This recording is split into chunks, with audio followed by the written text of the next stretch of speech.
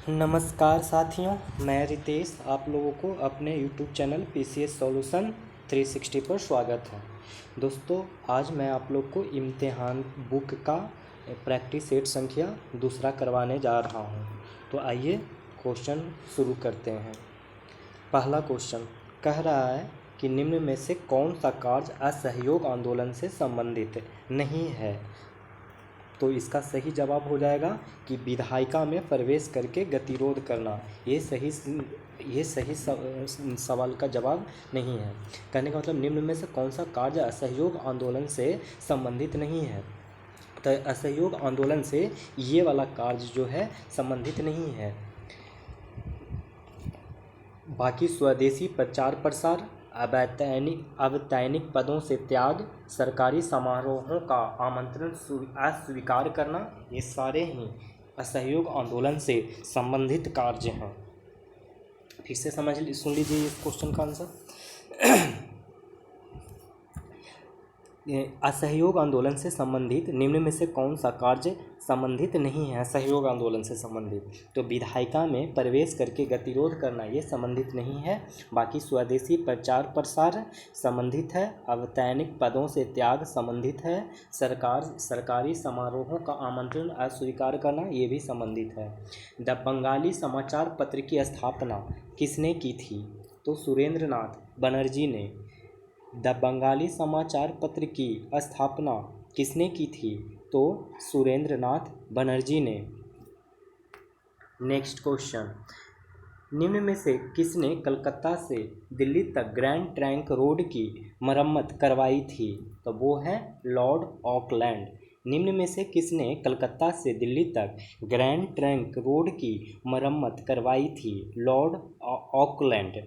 अब देख लीजिए लॉर्ड ऑकलैंड ने क्या क्या काम किए थे, इनके टाइम पे हुआ था। तो काले एवं गोरे के बीच विभेद खत्म करने के लिए ब्लैक एक्ट का निर्माण किया गया। एक कौन सा आया था, ब्लैक एक्ट आया था, लॉर्ड ऑकलैंड के ही समय में आया था। तीर्थ यात्रा कर बंद कर दिया गया था। डॉक्टरी की पढ़ाई के लिए भारतीयों को विदेश जाने की अनुमति भी प्रदान इन्हीं के शासनकाल में हुआ था। महात्मा गांधी के राजनीतिक गुरु कौन थे। गोपाल कृष्ण गोखले थे। सुधारक इनकी गांधी जी ने एक सुधारक की रचना की थी। सुधारक की रचना गांधी जी ने ही की थी। 5 नंबर क्वेश्चन, काकोरी कांड मुकदमे का सामना किसने नहीं किया था। तो चंद्रशेखर आज़ाद ने नहीं किया था। काकोरी कांड मुकदमे का सामना किसने नहीं किया था। तो चंद्रशेखर आज़ाद ने नहीं किया था। भारत के स्वतंत्रता के समय भारतीय राष्ट्रीय कांग्रेस के अध्यक्ष कौन थे। तो आचार्य कृपलानी थे। भारत के स्वतंत्रता के समय भारतीय राष्ट्रीय कांग्रेस के अध्यक्ष कौन थे। आचार्य कृपलानी थे। 7 नंबर, निम्न में से कौन सही सुमेलित नहीं है। तो देख लेते हैं कौन सा सुमेलित नहीं है। तो इसका क्या हो जाएगा,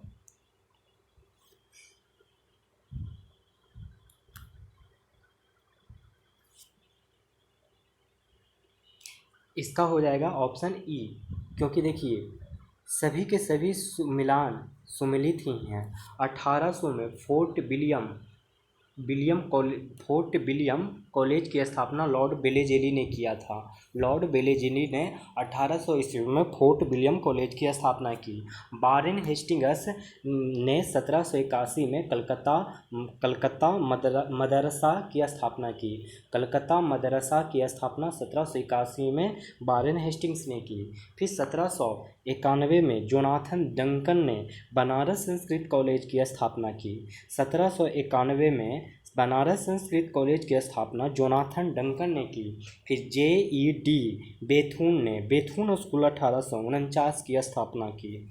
बेथून स्कूल जो कि 1849 में खोला गया था JED बेथून के द्वारा। स्वराज पार्टी की स्थापना किसने की। तो वो की इसका आंसर हो जाएगा ई। क्योंकि स्वराज पार्टी की स्थापना मोतीलाल नेहरू और चित्तरंजन दास ने मिलकर किया। इस पार्टी का मुख्य उद्देश्य था विधानमंडल में प्रवेश कर सरकार के कार्यों में बाधा डालना था। 9 नंबर का क्वेश्चन देख लीजिए।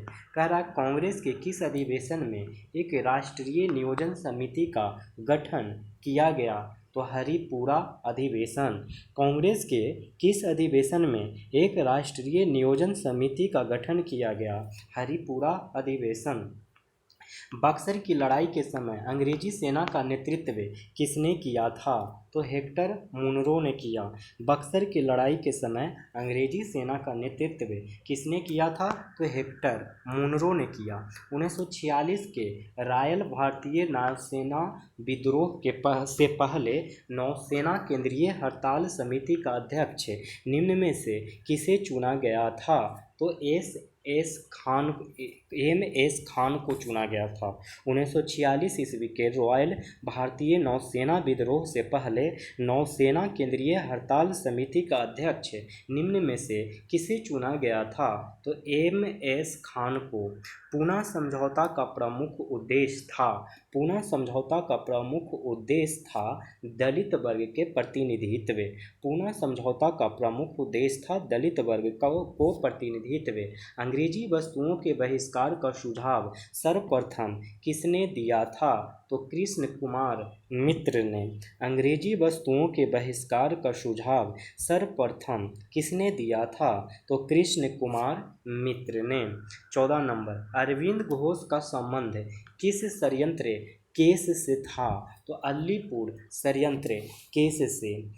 अरविंद घोष का संबंध किस षड्यंत्र केस से था? तो अलीपुर षड्यंत्र केस से। अलीपुर षड्यंत्र केस के बारे में थोड़ा सा बता देते हैं कि अरविंद घोष का संबंध अलीपुर षड्यंत्र केस से था। प्रसिद्ध वकील देशबंधु चित्तरंजन दास के प्रयासों से अरविंद घोष के अलीपुर षड्यंत्र केस से बचा लिया गया। अरविंद घोष इस घटना के बाद पांडिचेरी चले गए और वहाँ ओरोविले आश्रम की स्थापना की। अरविंद घोष की प्रमुख कृति एसेंस ऑन गीता सावित्री तथा कौन सा अरविंद घोष का कृति है जो याद रखिएगा? एसे ऑन गीता सावित्री तथा द लाइफ डिवाइन आत्मकथा है। उलगुलान विद्रोह से निम्न में से कौन संबंधित था? तो वो था बिरसा मुंडा। उलगुलान विद्रोह से निम्न में से कौन सा संबंधित था? बिरसा मुंडा। निम्न में से कौन सा इस युग में सही सुमेलित नहीं है?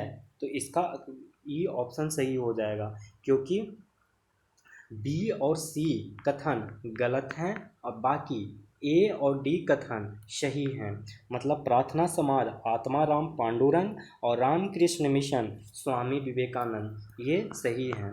17 नंबर क्वेश्चन देखिए, निम्न में से कौन सा पहला मराठा सरदार था जिन्होंने सहायक संधि को स्वीकार किया? तो वो थे पेशवा बाजीराव द्वितीय। पेशवा बाजीराव द्वितीय। निम्न में से कौन सा पहला मराठा सरदार था जिन्होंने सहायक संधि को स्वीकार किया? तो पेशवा बाजीराव द्वितीय। और दिसंबर 1802 में अंग्रेज और बाजीराव द्वितीय के बीच बसीन की संधि हुई।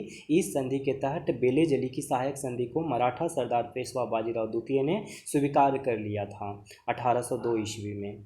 और हैदराबाद ने 1796 से 1800 के बीच में हैदराबाद ने, और मैसूर एवं तंजौर ने 1799 में, अवध 1801 में और मराठा 1802 में स्वीकार किया था। तो सबसे पहले हैदराबाद, उसके बाद मैसूर एंड तंजौर 1799 में, और अवध 1801 में, मराठा जिसको पेशवा कहते हैं जो कि 1802 में पेशवा, अवध 1801 और मैसूर और तंजौर 1799 और हैदराबाद 1796 से लेकर 1800 के बीच में। मद्रास महाजन सभा की स्थापना निम्न में से किसने की थी? तो इसका आंसर हो जाएगा ई। मद्रास महाजन सभा की स्थापना बी राघवाचारी और बी सुब्रमण्यम अय्यर तथा पी आनंद चार्लू ने 1884 में किया था। कब किया था दोस्तों? 1884 में। मद्रास महाजन सभा की स्थापना राघवाचारी पी आनंद चार्लू और बी सुब्रमण्यम ने किया। प्रसिद्ध नारा लाल किले को तोड़ दो, आज़ाद हिंद फौज को छोड़ दो से विवश होकर आज़ाद हिंद फौज के मृत्युदंड की सज़ा प्राप्त सदस्यों की फांसी की सज़ा किसने माफ़ कर दी थी? लॉर्ड बेवल ने। प्रसिद्ध नारा लाल किले को तोड़ दो, आज़ाद हिंद फौज को छोड़ दो से विवश होकर आज़ाद हिंद फौज के मृत्युदंड की सज़ा प्राप्त सदस्यों की फांसी की सज़ा किसने माफ़ कर दी थी? तो लॉर्ड बेवल ने। ऋग्वेद के किस मंडल में समुद्र की चर्चा की गई है? तो वो किया गया है 9वां एवं 10वां। समुद्र की चर्चा ऋग्वेद के 9वां एवं 10वां मंडल में समुद्र की चर्चा हुई है। वैदिक तौल की इकाई मन एवं बेबीलोन में तौल की इकाई मन में समानता से भी समुद्र यात्रा का संकेत मिलता है। ऋग्वेद के 9वां और 10वें मंडल में 4 समुद्रों का उल्लेख है। गुप्त वंश के किस शासक ने महाराजाधिराज की उपाधि धारण की थी? तो वो की थी चंद्रगुप्त प्रथम ने। गुप्त वंश के किस शासक ने महाराजाधिराज की उपाधि धारण की थी? तो चंद्रगुप्त प्रथम ने। कौटिल्य के अर्थशास्त्र में वार्षिक बजट तैयार करने वाला अधिकारी कौन था? तो वो था समाहर्ता। कौटिल्य के अर्थशास्त्र में वार्षिक बजट तैयार करने वाला अधिकारी कौन था? समाहर्ता। अनेकांतवाद या स्यादवाद किस धर्म का विशेष लक्षण है? तो वो है जैन धर्म। अनेकांतवाद या स्यादवाद किस धर्म का विशेष लक्षण है? जैन धर्म। दिल्ली सल्तनत में किस शासक को लाल बख्श कहा जाता था? तो वो कहा जाता था ऑप्शन ई कुतुबुद्दीन ऐबक को लाल बख्श कहा जाता था। सिकंदर लोदी ने आगरा शहर की स्थापना की थी। इब्न बतूता मोहम्मद बिन तुगलक के शासनकाल में भारत आया था। भारत में मुस्लिम राज का संस्थापक मोहम्मद गौरी को माना जाता है। अगला सवाल, किस गवर्नर जनरल को औरंगजेब ने भारत से निष्कासित किया था? तो वो है सर जॉन चाइल्ड। किस गवर्नर जनरल को औरंगजेब ने भारत से निष्कासित किया था? Sir John child. विजयनगर साम्राज्य के किस शासक ने जामवती कल्याणम की रचना की थी? वो थे कृष्णदेव राय। विजयनगर साम्राज्य के किस शासक ने जामवती कल्याणम की रचना की थी? तो वो हैं कृष्णदेव राय। 27 नंबर क्वेश्चन देखिए, सर्वाधिक नहरों का निर्माण किस सल्तनतकालीन शासक ने करवाया था? तो वो करवाया था फिरोज शाह तुगलक। सर्वाधिक नहरों का निर्माण किस सल्तनतकालीन शासकों ने करवाया था? फिरोज शाह तुगलक। बिहार में पंचायती राज अधिनियम के अंतर्गत ग्राम पंचायतों का कार्यकाल 5 वर्ष निर्धारित है। इसकी गणना कब से की जाती है? तो वो की जाती है पंचायत की पहली बैठक की तिथि से की जाती है। बिहार में पंचायती राज अधिनियम के अंतर्गत ग्राम पंचायतों का कार्यकाल 5 वर्ष निर्धारित है। इसकी गणना कब से की जाती है? तो पंचायत की पहली बैठक की तिथि से की जाती है।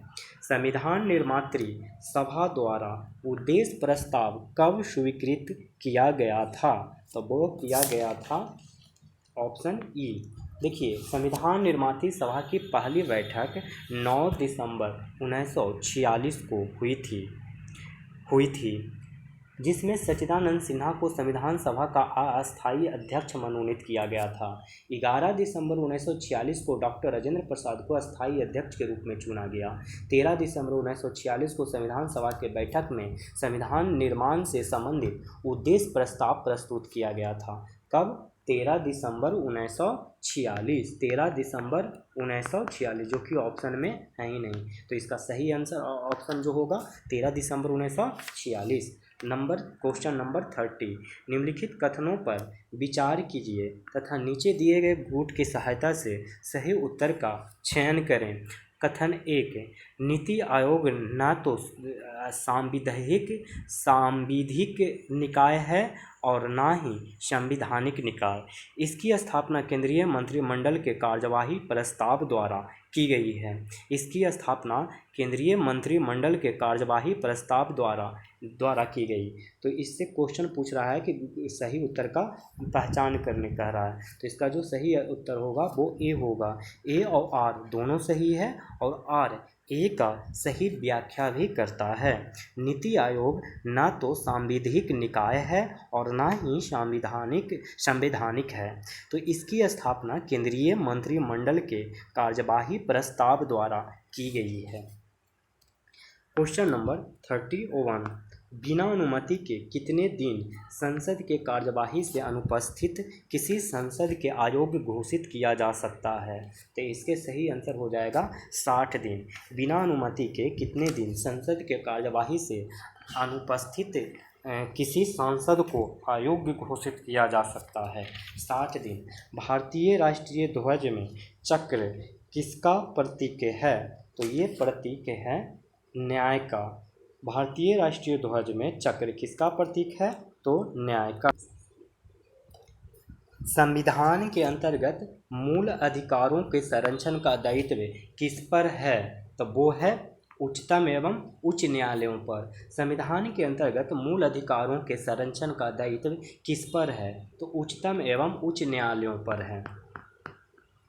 संपत्ति के अधिकार के मूल अधिकारों की श्रेणी में से किस संविधान संशोधन अधिनियम द्वारा हटाया गया?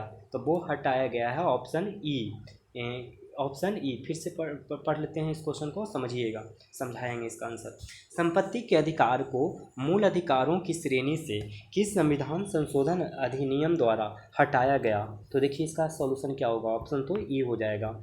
44वें संविधान संशोधन अधिनियम, जो कि ऑप्शन में है ही नहीं। कौन सा अधिनियम? 44वां संशोधन अधिनियम। ये वाला आया था 1978 में, जिसके द्वारा संपत्ति के अधिकार को मूल अधिकारों की श्रेणी से बाहर कर दिया गया। इससे पूर्व यह अनुच्छेद 19(1)(f) के तहत मूल अधिकारों की श्रेणी में आता था। वर्तमान में संपत्ति का अधिकार एक विधिक या कानूनी अधिकार है, जिसे संविधान के अनुरूप 300 का आर्टिकल में रखा गया है। संघीय मंत्रिपरिषद के मंत्री उत्तरदायी होते हैं। संघीय परिषद के मंत्री उत्तरदायी होते हैं सामूहिक रूप से लोकसभा के प्रति। फिर से इसका जवाब सुन लीजिए बढ़िया से। भारतीय संविधान के अनुच्छेद 175 क्लॉज 3 है। इसके अनुसार मंत्रिपरिषद संघीय मंत्रिपरिषद लोकसभा के प्रति सामूहिक रूप से उत्तरदायी होते हैं और संघीय मंत्री व्यक्तिगत रूप से राष्ट्रपति के प्रति उत्तरदायी होते हैं। अगर पूछा जाए संघीय मंत्रिपरिषद के मंत्री उत्तरदायी होते हैं सामूहिक रूप से लोकसभा के प्रति, लेकिन व्यक्तिगत रूप से राष्ट्रपति के प्रति उत्तरदायी होते हैं। संसद के दोनों सदनों का संयुक्त अधिवेशन आयोजित किया जाता है। तो वो किया जाता है किसी ऐसे विधेयक पर विचार और पारित करने के लिए जिस पर दोनों सदनों में मतभेद हो। संसद के दोनों सदनों का संयुक्त अधिवेशन आयोजित किया जाता है किसी ऐसे विधेयक पर विचार और पारित करने के लिए जिस पर दोनों सदनों में मतभेद हो। संसद में शून्यकाल का समय है। संसद में शून्यकाल का क्या समय है? तो वो है दोपहर 12 से 1 बजे तक। संसद में शून्यकाल का समय है दोपहर 12 बजे से 1 बजे तक। सुप्रीम कोर्ट के निर्णय के अनुसार निजी भवनों के ऊपर राष्ट्रीय झंडे को फहराना हर एक नागरिक का मौलिक अधिकार है। तो अनुच्छेद 19(1)(a) के तहत सुप्रीम कोर्ट के निर्णय के अनुसार निजी भवनों के ऊपर राष्ट्रीय झंडे को फहराना हर एक नागरिक का मौलिक अधिकार है। अनुच्छेद 19(1)(a) के तहत। 39 नंबर क्वेश्चन, लोकसभा में एंग्लो इंडियन समुदाय के प्रतिनिधित्व के लिए प्रावधान किस अनुच्छेद के अंतर्गत किया गया है? तो वो किया गया है अनुच्छेद 331 के तहत। लोकसभा में एंग्लो इंडियन समुदाय के प्रतिनिधित्व के लिए प्रावधान किस अनुच्छेद के अंतर्गत किया गया है? तो अनुच्छेद 331 के तहत। भारत का पहला बजट किस वायसराय के शासनकाल में पेश किया गया था? तब वो किया गया है लॉर्ड कैनिंग के शासनकाल में। भारत का पहला बजट किस वायसराय के शासनकाल में पेश किया गया था? Lord Canning. मूलह्रास का तात्पर्य है, मूलह्रास का तात्पर्य है सकल राष्ट्रीय उत्पाद माइनस निवल राष्ट्रीय उत्पाद। मूलह्रास इज इक्वल टू सकल राष्ट्रीय उत्पाद यानी कि जीएनपी माइनस निवल राष्ट्रीय उत्पाद एनएनपी। मूलह्रास हो गया। 42 नंबर क्वेश्चन देखिए। 42 नंबर कह रहा है कि किसी देश की आर्थिक वृद्धि की सर्वाधिक उपयुक्त माप क्या होता है? तो सकल घरेलू उत्पाद जीडीपी। किसी देश की आर्थिक वृद्धि की सर्वाधिक उपयुक्त माप क्या होता है? जीडीपी। राष्ट्रीय कृषि एवं व ग्रामीण विकास बैंक नाबार्ड की स्थापना किस समिति की सिफारिश पर की गई थी? तो वो है शिवरामन समिति। नाबार्ड की स्थापना 12 जुलाई 1982 को छठी पंचवर्षीय योजना के दौरान शिवरामन समिति की सिफारिश पर की गई। इसका मुख्यालय मुंबई में है। नाबार्ड का मुख्यालय कहाँ है दोस्तों? तो मुंबई में। इसकी स्थापना कब हुई? तो 12 जुलाई 1982 को नाबार्ड की स्थापना हुई। और नाबार्ड राष्ट्रीय कृषि व ग्रामीण विकास बैंक है जिसकी स्थापना शिवरामन समिति के सिफारिश पर की गई थी। 44 क्वेश्चन नंबर। आरबीआई का वित्तीय वर्ष क्या होता है? तो 1 अप्रैल से 31 मार्च तक होता है आरबीआई का वित्तीय वर्ष। 45 नंबर क्वेश्चन देखिए। इंडिया सिक्योरिटी प्रेस कहाँ, निम्न में से कौन सुमेलित है? तो इसका सही आंसर क्या हो जाएगा? ई, क्योंकि सारे के सारे सुमेलित ही हैं। तो पहला देखिए इंडिया सिक्योरिटी प्रेस, ये कहाँ है भाई? तो ये है नासिक महाराष्ट्र में। इंडिया सिक्योरिटी प्रेस कहाँ है? तो नासिक महाराष्ट्र में। सिक्योरिटी प्रिंटिंग प्रेस कहाँ है? हैदराबाद में। सिक्योरिटी प्रिंटिंग प्रेस कहाँ है? हैदराबाद में। बैंक नोट प्रेस कहाँ है? देवास में। देवास कहाँ है? मध्य प्रदेश में। बैंक नोट प्रेस कहाँ है? देवास मध्य प्रदेश में। सिक्योरिटी पेपर मिल कहाँ है? होशंगाबाद मध्य प्रदेश में। सिक्योरिटी पेपर मिल कहाँ है? होशंगाबाद मध्य प्रदेश में। बीएसई सेंसेक्स का आधार वर्ष क्या है? 1978 से 79। बीएसई सेंसेक्स का आधार वर्ष क्या है? तो ये है 1978 से 79। Question number 47।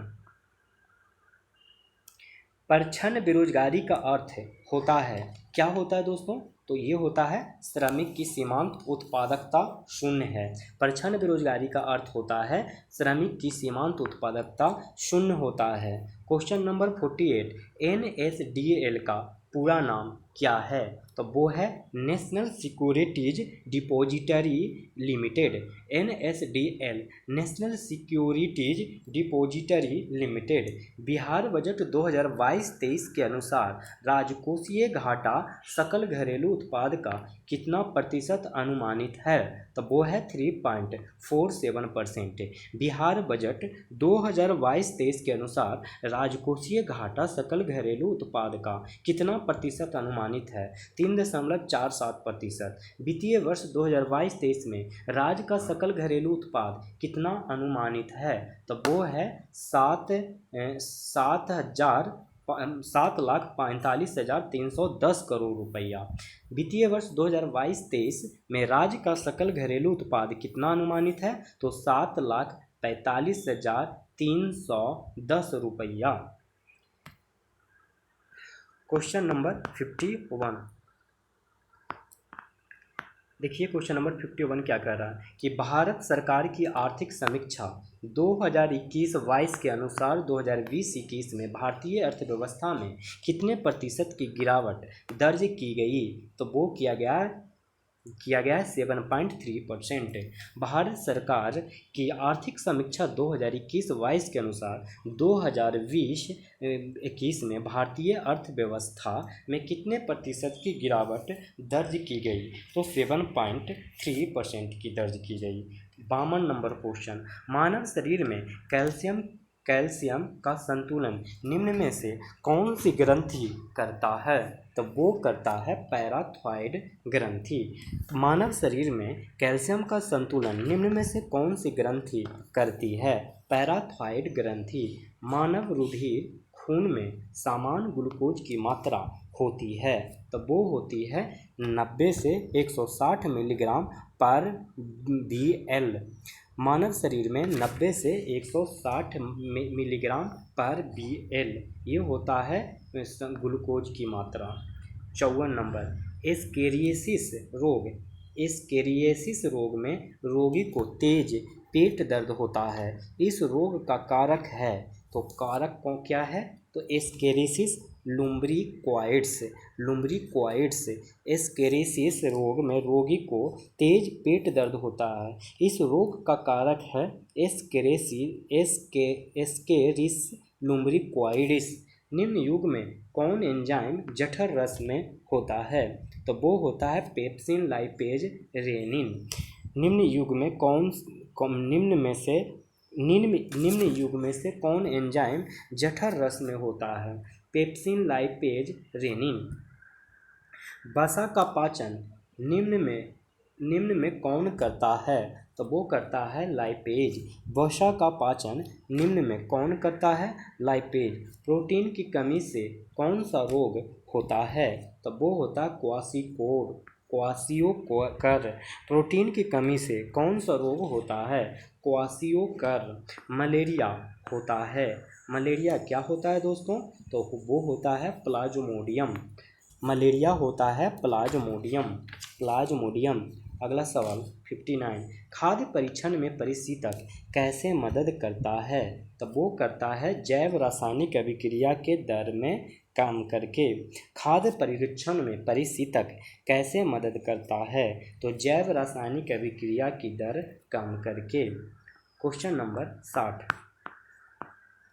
DNA के द्विकुंडलित प्रारूप को किसने प्रतिपादित किया था। तो वो प्रतिपादित किया था वाटसन एवं क्रिक ने। DNA के द्विकुंडलीय प्रारूप को किसने प्रतिपादित किया था। वाटसन एवं क्रिक।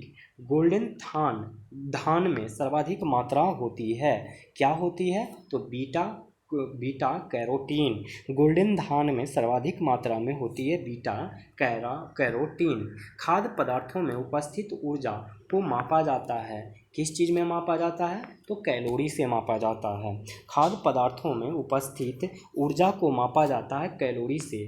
किसके द्वारा। दूध खट्टा होता है। तो वो जीवाणु के द्वारा दूध खट्टा होता है। किसके द्वारा दूध खट्टा होता है। तो जीवाणु के द्वारा।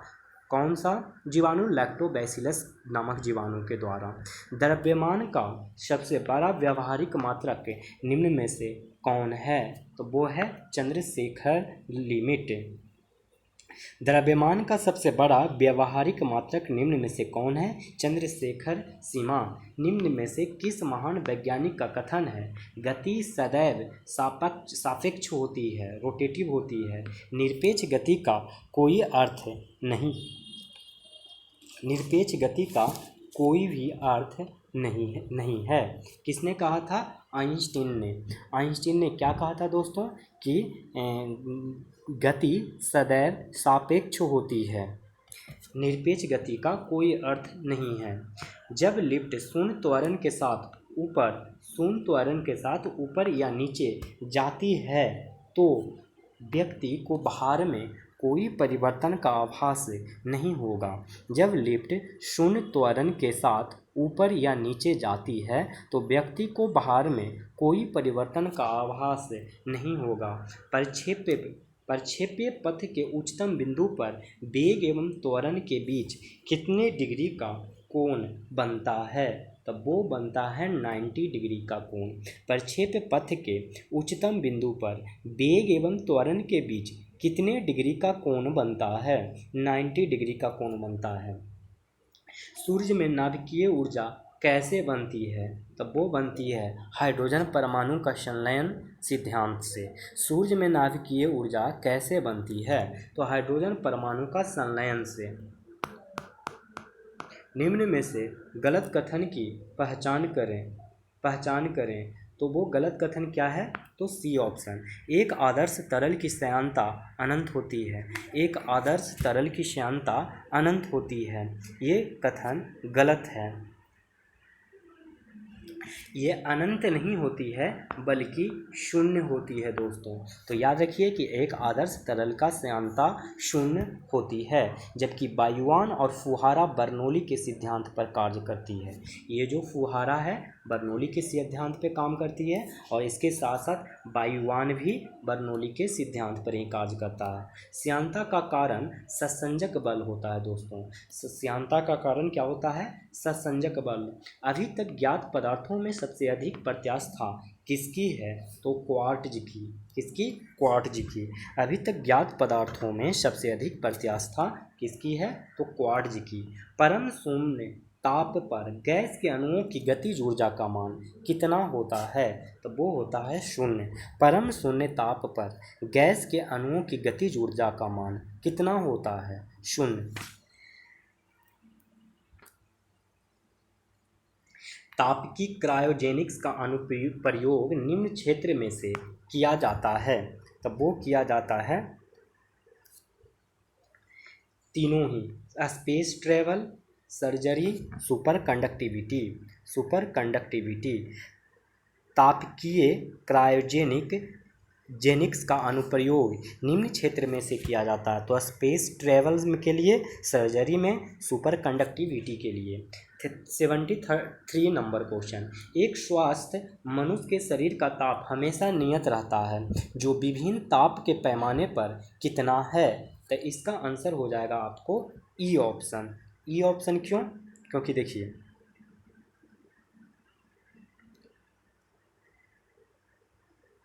जो विभिन्न ताप के पैमाने पर निर्भर होता है, यानी कि क्या इसका आंसर होगा? केल्विन में अगर इसको पूछा जाए तो आप बताइएगा 31 डिग्री केल्विन। सेल्सियस में पूछा जाए तो 37 डिग्री सेल्सियस। फ़ारेनहाइट में पूछा जाए तो 98.6 फ़ारेनहाइट होता है। ठीक ना? तो ये तीनों ही होगा आंसर, इसलिए ऑप्शन ई। बर्फ़, बालू, एल्युमिनियम, कार्बन, पीतल में किसकी विशिष्ट ऊष्मा सबसे अधिक है? तो इसका सही आंसर हो जाएगा ए। बर्फ़ में विशिष्ट ऊष्मा सबसे अधिक है। ठीक है? तो पानी का जो विशिष्ट ऊष्मा होता है, पानी का विशिष्ट ऊष्मा वो होता है एक। बर्फ़ में 0.50। बर्फ़ में कितना होता है? 0.50। बालू पर 0.20 और एल्युमिनियम में 0.21। एल्युमिनियम में 0.21 होता है, और कार्बन में 0.17 होता है, और पीतल में 0.09 होता है। बर्फ़ में 0.50, एल्युमिनियम में 0.21, कार्बन में 0.17, बालू में 0.20 और पीतल में 0.09, और पानी में 1 होता है। 75 नंबर क्वेश्चन। सबसे भारी धातु और सबसे हल्की धातु क्रमशः कौन है? तब वो कौन है दोस्तों? तो इसका सही जवाब हो जाएगा ओस्मियम और लिथियम। ओस्मियम और लिथियम। ओस्मियम और लिथियम। सबसे भारी धातु ओस्मियम और सबसे हल्की धातु लिथियम। Next question. मिश्रण के संदर्भ में कौन सा युग्म गलत है? तो वो है डी ऑप्शन। डी एक पूछ रहा है गलत कथन, तो गलत कथन ए और बी, सी, ये तीनों ही कथन गलत हैं। सही है ये तीनों, बाकी डी वाला गलत है। बाकी डी गलत है। देखिए, ठोस गैस का जो मिश्रण होता है, ठोस गैस का मिश्रण वो धुआं होता है। क्या क्या होता है? धुआं होता है। धुआं कार्बन के आधार कण और वायु का मिश्रण होता है। धुआं कार्बन के आधार कण और वायु का मिश्रण होता है। और द्रव द्रव का मिश्रण, द्रव द्रव का मिश्रण क्या होता है, उसका एग्जाम्पल, तो दूध और जल का मिश्रण, दूध और जल का मिश्रण द्रव द्रव का मिश्रण। ठोस द्रव का मिश्रण नमक चीनी का जलीय विलयन, ठोस द्रव का नमक चीनी का जलीय विलयन। द्रव गैस का सोडा वाटर, द्रव गैस का सोडा वाटर। ठोस का मिश्रण बारूद और पीतल, ठोस का मिश्रण बारूद और पीतल। गैस गैस का मिश्रण वायु और प्रोड्यूसर गैस, गैस गैस का मिश्रण वायु और प्रोड्यूसर गैस। 77 नंबर। निम्न में से किसे प्लास्टर ऑफ पेरिस कहते हैं, निम्न में से किसे प्लास्टर ऑफ पेरिस कहते हैं, तो कैल्शियम सल्फेट हेमीहाइड्रेट को प्लास्टर ऑफ पेरिस कहते हैं, जिसका फार्मूला होता है CaSO4 हाफ H2O। इसी को प्लास्टर ऑफ पेरिस के नाम से जाना जाता है। फोटोग्राफी में किसे हाइपो रसायन का प्रयोग किया जाता है, तो ये प्रयोग किया जाता है सोडियम थायोसल्फेट को। फोटोग्राफी में किसे हाइपो रसायन का प्रयोग किया जाता है, सोडियम थायोसल्फेट को।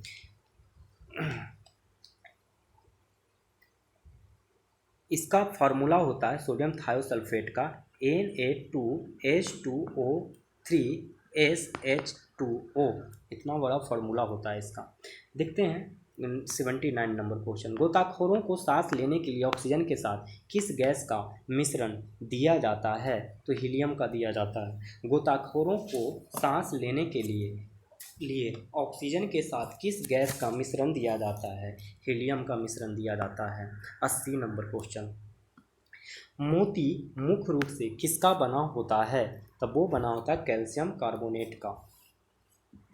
मोती मुख्य रूप से किसका बना होता है, कैल्शियम कार्बोनेट का। पेट्रोलियम के विभिन्न संघटकों को किस विधि से पृथक करते हैं, तो वो है प्रभाजी आसवन विधि, प्रभाजी आसवन विधि, प्रभाजी आसवन विधि। अगला सवाल 82 नंबर। दरियापंथी संप्रदाय के संस्थापक कौन थे, तो वो थे दरिया साहेब। दरियापंथी संप्रदाय के संस्थापक कौन थे, तो दरिया साहेब। किस मुगल शासक ने पटना में कोर्ट ऑफ जस्टिस का निर्माण करवाया, तो वो करवाया औरंगजेब। किस मुगल शासक ने पटना में कोर्ट ऑफ जस्टिस दारुल अदल का निर्माण करवाया, औरंगजेब।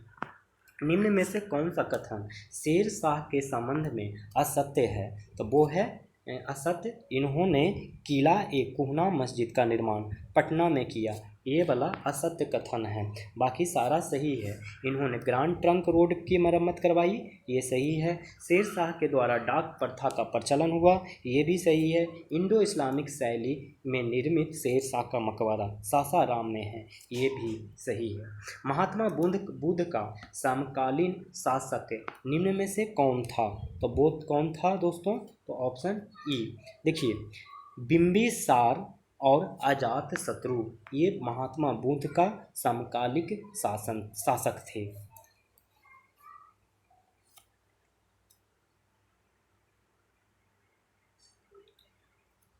अब देखते हैं क्वेश्चन नंबर 86। किस शासक ने सीरिया के राजा से सूखे मेवे, अंजीर, मदिरा और एक दार्शनिक भेजने की प्रार्थना की थी, तो बिंदुसार। इसके बारे में थोड़ा सा कहानी सुन लीजिए, अच्छा रहेगा। बिंदुसार ने सीरिया के शासक एंटियोकस से मदिरा, सूखे मेवे, अंजीर और एक दार्शनिक भेजने का आग्रह किया था। बिंदुसार मौर्य वंश के संस्थापक चंद्रगुप्त मौर्य का पुत्र और राजनीतिक उत्तराधिकारी था। इसे अमित्र घात के नाम से भी जाना जाता है। उसके मगध पर 298 ईस्वी पूर्व से 272 ईस्वी पूर्व तक शासन किया। उसके बाद उसका पुत्र अशोक मगध का महान सम्राट बना। देखते हैं नेक्स्ट क्वेश्चन। अखिल भारतीय मुस्लिम लीग का 26वां अधिवेशन बिहार के किस शहर में आयोजित किया गया था, तो पटना में। अखिल भारतीय मुस्लिम लीग का 26वां अधिवेशन बिहार के किस शहर में आयोजित किया गया था, तो पटना। भारत छोड़ो आंदोलन के दौरान चंपारण के गोविंदगंज थाना क्षेत्र में किस दल के नेतृत्व में जनता का शासन कायम हो गया था, तो वो हो गया ऋषि दल। ऋषि दल। भारत छोड़ो आंदोलन के दौरान चंपारण के गोविंदगंज थाना क्षेत्र में किस दल के नेतृत्व में जनता का शासन कायम हो गया था? ऋषि दल। अगला क्वेश्चन, 1941 में गांधी जी ने कहा था अभी ... ही ऐसा प्रांत है जो हमें रास्ता दिखा सकता है, हमारे लिए उदाहरण बन सकता है। इसके सही जवाब है बिहार। 1941 में गांधी जी ने कहा था अभी ... ही ऐसा प्रांत है, यानी बिहार ही एक ऐसा प्रांत है जो हमें रास्ता दिखा सकता है और हमारे लिए उदाहरण बन सकता है। निम्नलिखित में से कौन सा देश लैंडलॉक है? तो कौन सा देश लैंडलॉक है दोस्तों? तो बोत्सवाना, ये लैंडलॉक देश है। बोत्सवाना अफ्रीका महादेश के दक्षिण भाग में स्थित एक स्थल रूढ़ देश है। अफ्रीका महादेश में ना कुल टोटल 16 देश हैं जो स्थल रूढ़ देश हैं, जबकि विश्व में इसकी संख्या 44 हैं जो स्थल रूढ़ देश हैं। अंगोला, गैबोन एवं नामीबिया अफ्रीका के समुद्र तटीय देश हैं। ये गैबोन, अंगोला और नामीबिया ये समुद्री तट से लगता है। निम्नलिखित झीलों में सबसे पूर्व में स्थित है, कौन सा झील सबसे पूर्व में स्थित है? तो ओंटारियो, ये सबसे पूर्व में उपस्थित है। देखिए 5 झील है जो उत्तर अमेरिका कॉन्टिनेंट के ग्रेट में 5 झील है का एक समूह है जिसको ग्रेट लेक्स के नाम से जाना जाता है। ये कौन से हैं? तो ये हैं सुपीरियर, ह्यूरॉन, मिशिगन, ईरी और ओंटारियो। इसको आप होम्स के भी नाम से याद रख सकते हैं, ठीक है। मिशिगन एकमात्र झील है जिसका विस्तार सिर्फ अमेरिका में है।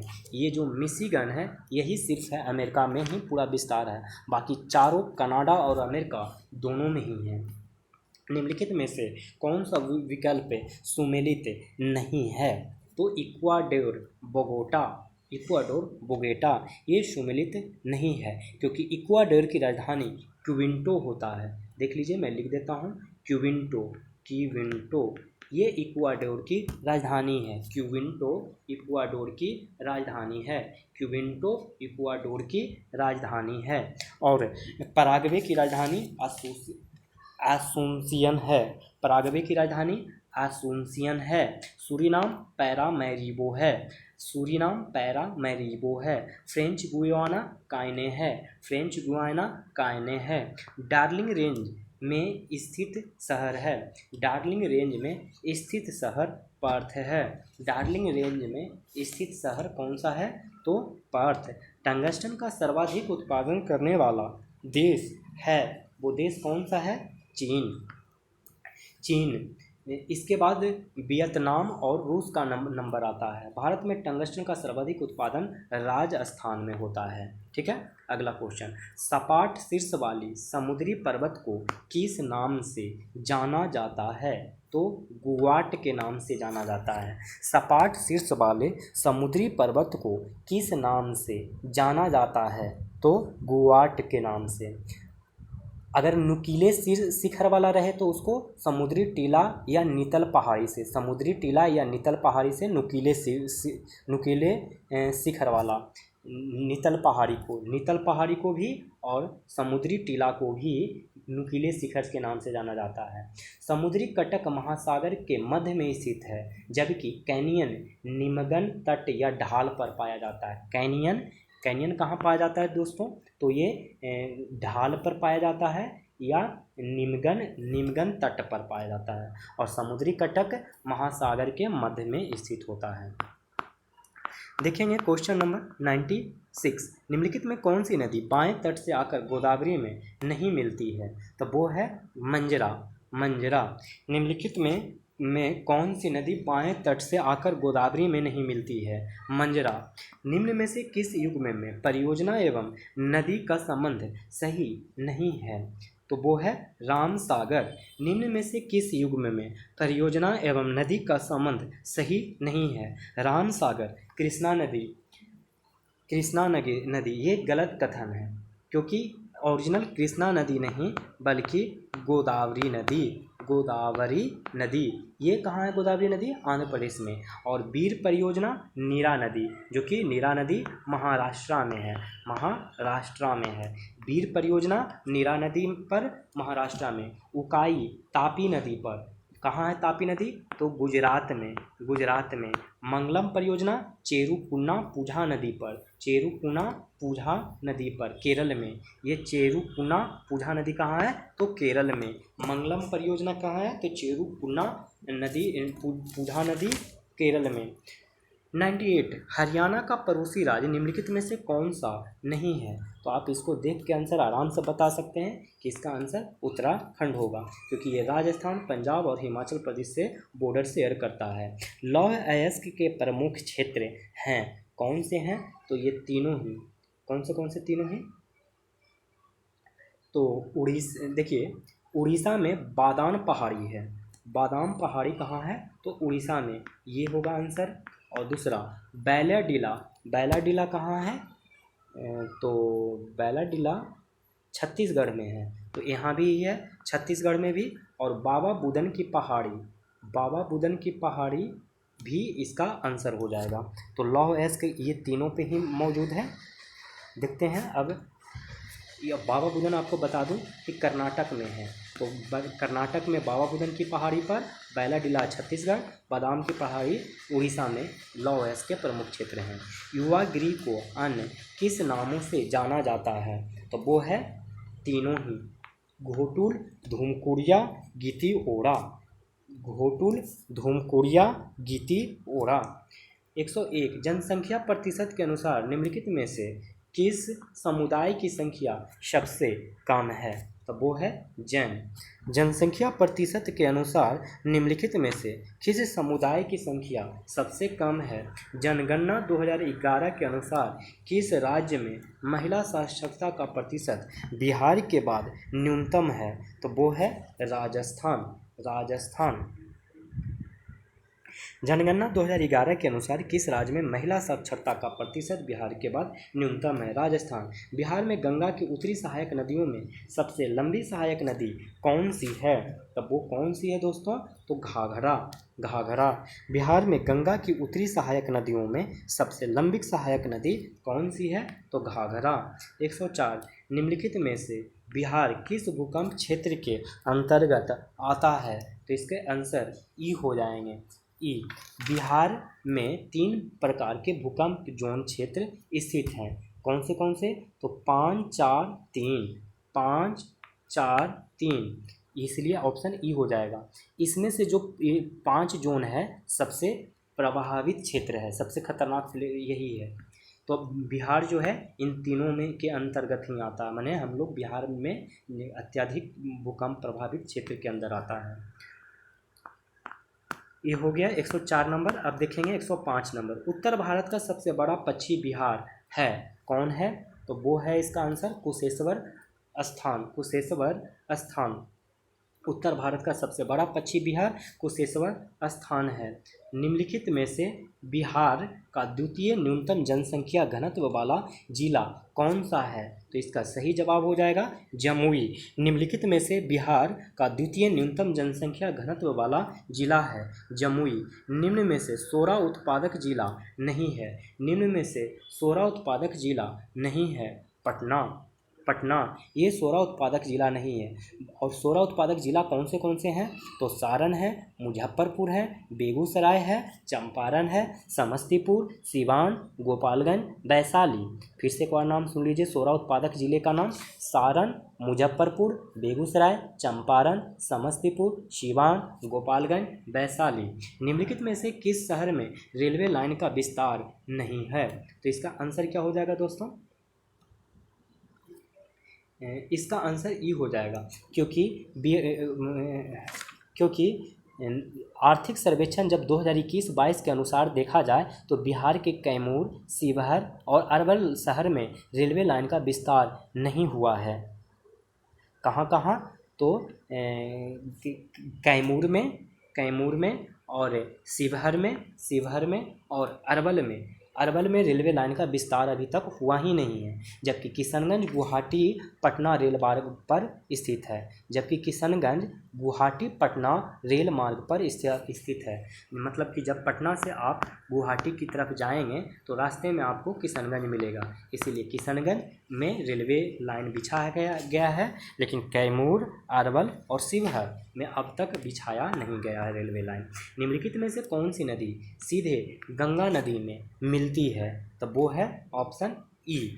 क्यों? क्योंकि देखिए, इनमें से एक भी ऐसी नदी नहीं है जो सीधे रूप से गंगा में मिलती हो।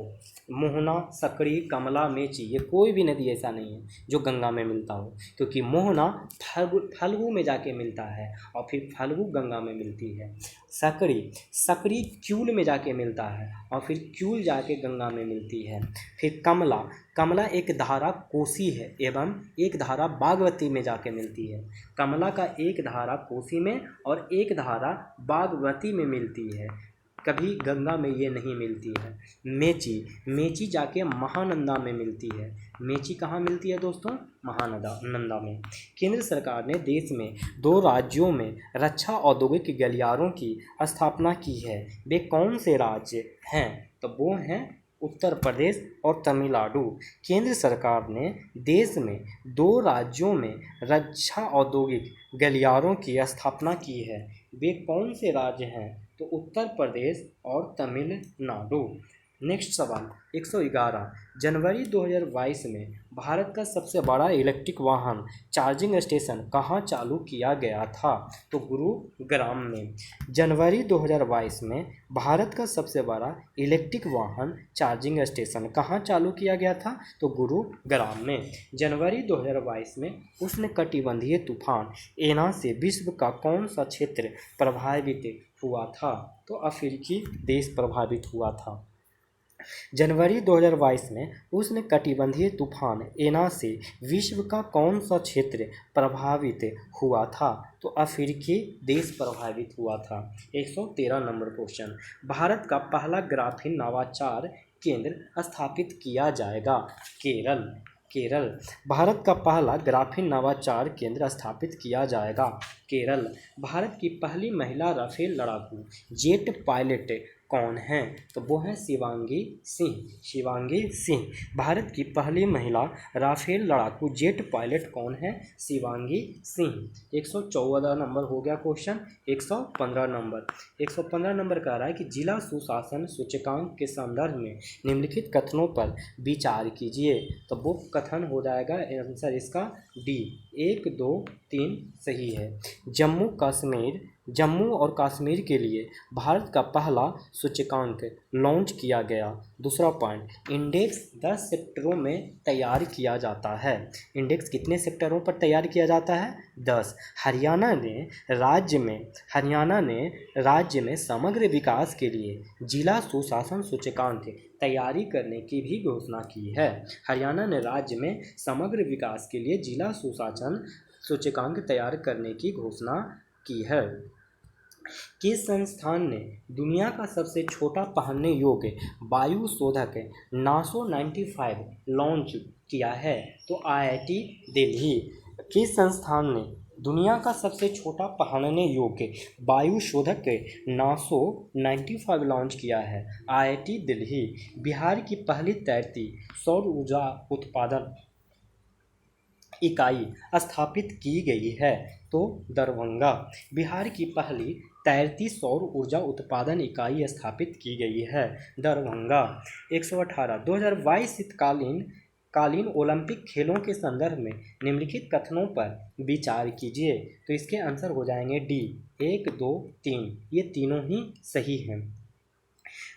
ये तीनों ही सही कथन हैं। तो देख लीजिए, पहला कथन 2022 शीतकालीन ओलंपिक्स खेल से कि यह चीन में 4 से 20 फरवरी के बीच आयोजित किया गया था। कितने से कितने फरवरी के बीच? तो 4 से 20 फरवरी के बीच। पदक तालिका में नॉर्वे शीर्ष टॉप पर रहा। 2026 के शीतकालीन ओलंपिक का आयोजन इटली में होगा। 2026 के शीतकालीन ओलंपिक का आयोजन इटली में होगा। किस देश ने अपनी पहली हाइड्रोजन ईंधन वाली ट्रेन हाईवारी ट्रेन का परीक्षण करने की घोषणा की है? तो जापान। किस देश ने अपनी पहली हाइड्रोजन ईंधन वाली ट्रेन हाइवारी ट्रेन का परीक्षण करने की घोषणा की है? जापान। किस देश के वैज्ञानिकों ने समुद्री जल चावल के रूप में जाना जाने वाला एक नया नमक सहनशील चावल का उपभेद विकसित किया है? तो चीन। किस देश के वैज्ञानिकों ने समुद्री जल चावल के रूप में जाना जाने वाला एक नया नमक सहनशील चावल का उपभेद विकसित किया है? चीन। कौन सा भारतीय शहर 2023 के अंतर्राष्ट्रीय ओलंपिक समिति बैठक की मेजबानी करेगा? तो मुंबई। कौन सा भारतीय शहर 2023 के अंतर्राष्ट्रीय ओलंपिक समिति बैठक की मेजबानी करेगा? मुंबई। पशुबोला पांडुंगा पशु उत्सव किस राज्य में मनाया जाता है? आंध्र प्रदेश में। पशुबोला पांडुंगा पशु उत्सव किस राज्य में मनाया जाता है? आंध्र प्रदेश। किस राज्य ने कैंसर को रोकने के लिए राज्य में होप एक्सप्रेस शुरू करने की घोषणा की है? तो महाराष्ट्र।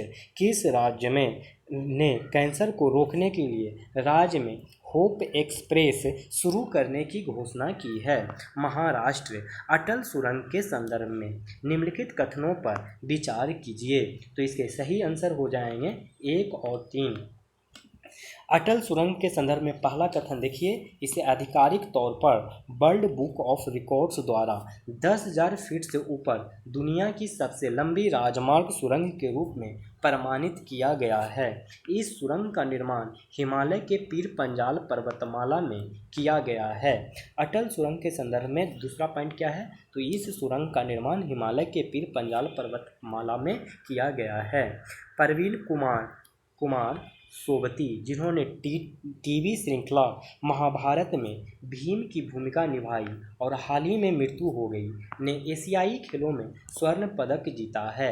तो डिस्कस थ्रो में। प्रवीण कुमार सोबती, जिन्होंने टीवी श्रृंखला महाभारत में भीम की भूमिका निभाई और हाल ही में मृत्यु हो गई, ने एशियाई खेलों में स्वर्ण पदक जीता? डिस्कस थ्रो में। होयसल मंदिर, जिन्हें यूनेस्को विश्व विरासत टैग के लिए नामांकित किया गया है, स्थित है कहाँ स्थित है? तो सोमनाथपुर, हैलीबीड, बेल्लूर में। सोमनाथपुर, हैलीबेड और बेल्लूर में। 126 का हो गया आंसर। अब 127, किस राज्य या केंद्र शासित प्रदेश ने भारत के पहले ई बेस्ट इको पार्क की स्थापना को मंजूरी दी है? तो दिल्ली।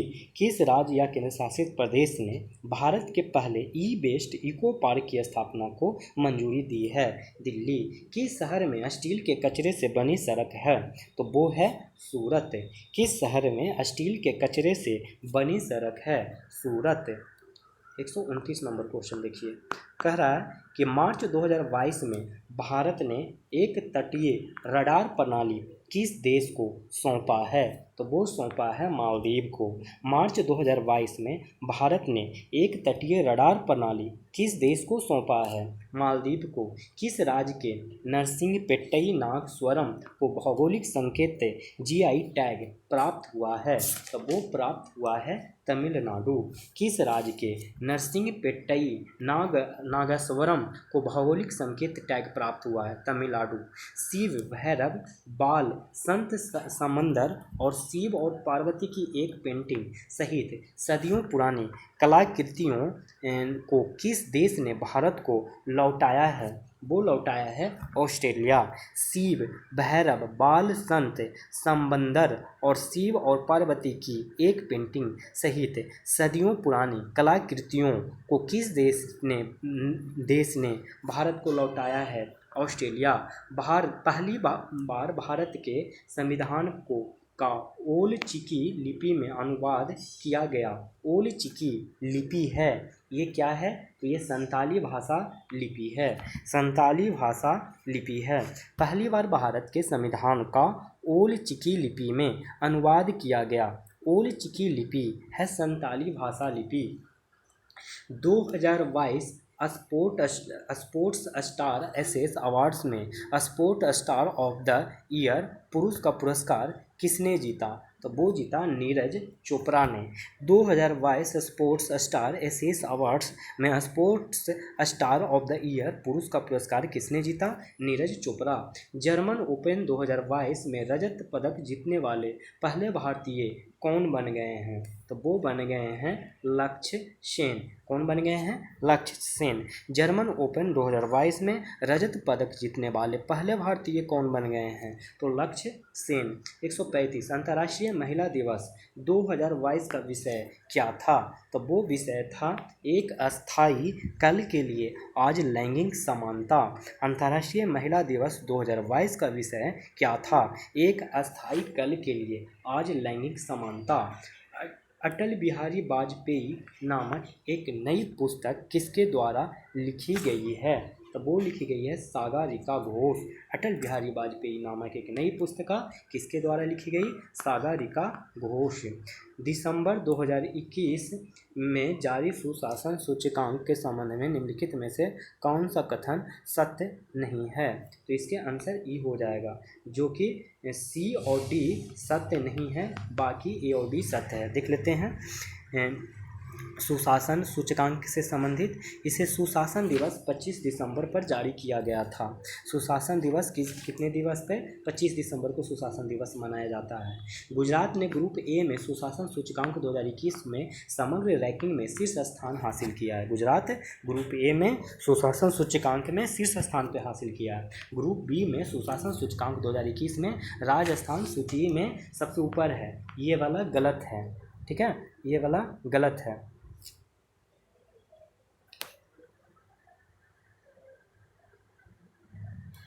क्योंकि मध्य प्रदेश इस सूची में सबसे ऊपर है, इसके बाद राजस्थान और छत्तीसगढ़ का नंबर आता है। तो मध्य प्रदेश इसमें ग्रुप बी में सबसे ऊपर है। बिहार ग्रुप बी में 5वें स्थान पर है, ये भी गलत है। चलिए next question. India state of forest report ISFR 2021 के अनुसार वन क्षेत्र में वृद्धि के मामले में शीर्ष 5 राज्य कौन हैं? तो वो 5 राज्य हैं आंध्र प्रदेश, तेलंगाना, उड़ीसा, कर्नाटक, झारखंड। ATOKJ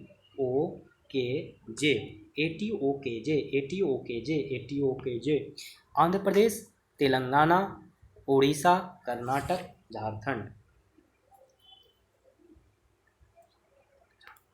हाल ही में समाचारों में रही जैव विविधता वाली आर्द्रभूमि सावा झील किस देश में स्थित है?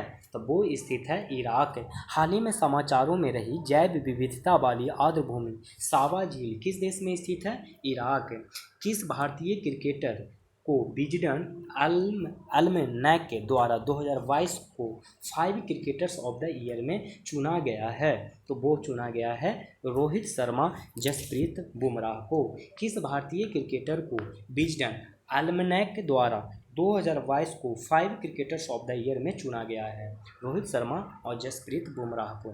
दोस्तों यहाँ से मैथ के क्वेश्चन हैं, आप लोग इस क्वेश्चन को बना लीजिए और बनाने के बाद इसके आंसर कमेंट बॉक्स में भेज दीजिए। मैं आप लोग को ये सारे क्वेश्चन दिखा देता हूँ। अब आप लोग अच्छे से पढ़ाई करते रहें। अब मैं आप लोग से इसी 150 क्वेश्चन के साथ विदा लेता हूँ, इस उम्मीद के साथ कि आप लोग अपने चरित्र को इस प्रकार से बनाएंगे कि महिलाएं आपके साथ होने से सुरक्षित महसूस करेगी। धन्यवाद।